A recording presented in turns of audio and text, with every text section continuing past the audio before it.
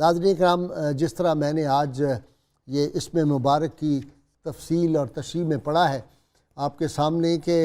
اولیاء اللہ کی شان یہ ہے حدیث پاک کے مطابق کہ جن کو دیکھ کے خدا یاد آ جاتا ہے۔ ناظرین کرام، آج جس شخصیت کا ہم ذکر کرنے جا رہے ہیں یہ اتنا حسین شخصیت تھی کہ اللہ تعالیٰ نے ان کو حسن کردار بھی عطا کیا تھا، حسن سیرت بھی عطا کیا تھا اور حسن صورت بھی عطا کیا تھا۔ اور اگر میں یہ کہوں کہ جمالیاتی ثروتیں اپنی پوری آب و تاب کے ساتھ اس شخصیت میں ہمیں نظر آتی تھی، اور میں جب ان کو دیکھتا تھا تو مجھے لگتا تھا کہ قرن اول کے حجازی جو تھے شاید اس قافلے سے بچھڑا ہوا بندہ 20ویں صدی میں آ گیا ہے۔ ناظرین میں ایک واقعہ میں نے سنانا ہے۔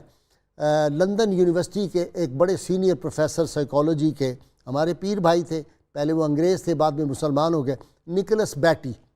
وہ جب پاکستان میں آئے ایک دفعہ تو میں نے ان کو اپنے ہاتھ دعوت دی تھی کھانے کی، اور اس میں ارشاد احمد حقانی جو بڑے مشہور صحافی ہوتے تھے جنگ کے، ان کو بھی بلایا ہوا تھا، الطاف حسن قریشی صاحب کو بلایا ہوا تھا، ہائی کورٹ کے سارے اس وقت کے سینئر ججز، جسٹس میاں محبوب احمد چیف جسٹس صاحب کو بلایا ہوا تھا، جسٹس خلیل الرحمان تھے، جسٹس میاں نذیر اختر، سب لوگ بلائے ہوئے تھے، اور صحافی حضرات بھی تھے، وکلاء میں سے بھی بڑے بڑے لوگ آئے ہوئے تھے۔ تو ارشاد احمد حقانی صاحب نے ان سے سوال پوچھنا شروع کیے، ایک دو اور ججز نے پوچھا آپ کو کس چیز نے مسلمان کیا، وہ کون سی تعلیم تھی؟ وہ ہر بات کے جواب میں کہتے تھے شیخ ناظم، شیخ ناظم۔ تو انگریزی میں ظاہر وہ پوچھ رہے تھے اور انگریزی میں وہ جواب دیتے تھے، ان کی زبان تھی انگریز سے۔ تو شیخ ناظم العادل الحقانی رحمۃ اللہ علیہ جو میرے شیخ مکرم ہیں، ان کا وصال ہو گیا 4 برس پہلے۔ ان کا تعلق قبرص سے تھا، ترکی کے بزرگ تھے بہت بڑے، موجودہ جو صدر ہیں ترکی کے وہ بھی ان کے نیاز مندوں میں شامل ہیں۔ تو حضرت شیخ ناظم رحمۃ اللہ علیہ کا چہرہ مبارک، تو اس نے کہا کہ تم نے شیخ ناظم کا چہرہ نہیں دیکھا۔ نکولس بیٹی نے کہا اگر تم ان کا صرف چہرہ دیکھ لیتے تو تمہیں پتہ چل جاتا کہ اسلام کی حقانیت کیا ہوتی ہے۔ تو ناظرین کرام، اس دور میں ایک ایسی عظیم شخصیت تھی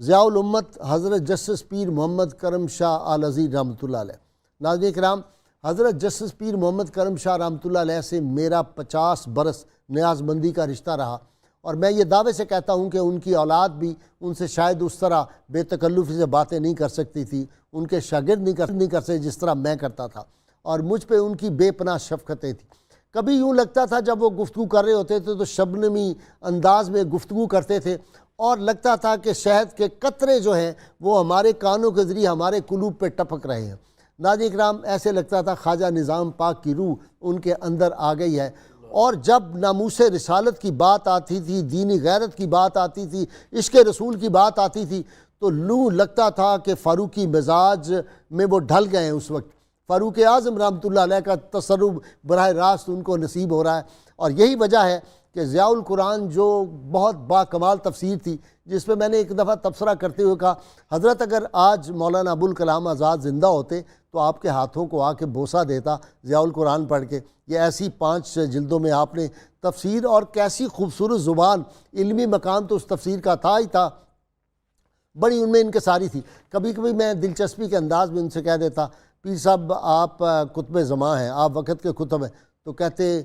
غازی صاحب یہ نہ کہیں، بس میرے واسطے اے دعا کیا کریا کرو کہ حضور صلی اللہ علیہ وسلم دے غلاماں دی لسٹ جس دن میدان حشر پیش ہوئے تے آخری نا کرم شاہدہ ہوئے۔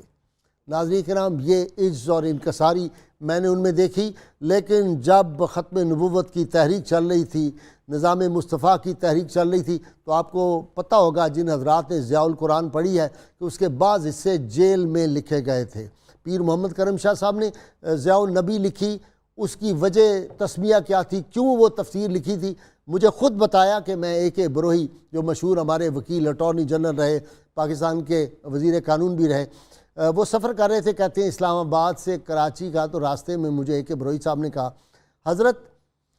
سیرت کی کتابیں بڑی پڑھی ہیں، لیکن کوئی ایسی کتاب اب تک نہیں نظر سے گزری کہ کتاب کو پڑھ کے، سیرت کو پڑھ کے صاحب سیرت سے نسبت عشقی قائم ہو جائے، تو آپ یہ کام کریں۔ تو فرماتے ہیں کہ میں نے ادھر ہی ارادہ کر لیا، اور پھر یہ جو ضیاء النبی آج 7 جلدوں میں ہے، آپ یقین کریں میں نے لوگوں کو گفٹ کیا، بڑے بڑے لوگوں کو۔ واقعی یہ وہ کتاب ہے کہ جب سیرت کو پڑھتے ہیں تو صاحب سیرت سے نسبت عشقی پیدا ہو جاتی ہے۔ پیر محمد کرم شاہ ایک عظیم عاشق رسول تھے، ایک ولی کامل تھے، بطور جج کے ان کی خدمات، بطور مفسر قرآن ان کی خدمات، اور جتنے دنیا میں دین اسلام کی تبلیغ کے لیے انہوں نے کام کیے۔ اور پھر ایک دفعہ میں نے مذاق سے کہا، میں نے کہا پیر صاحب ایک دو بندے مجھے ملے ہیں، وہ کہتے ہیں ہم پیر محمد کرم شاہ کے خلیفہ ہیں، مرید ہیں، تو ان کے بارے میں بتائیں۔ تو انہوں نے مجھے ایک فہرست مہیا کر دی تھی، جو میں نے خواجہ محمد شریف چیف جسٹس جب لاہور ہائی کورٹ کے تھے ان کی تقریر میں نے ایک تحریر کی، اور اس میں نے وہ سارے نام بھی دے دیے تھے۔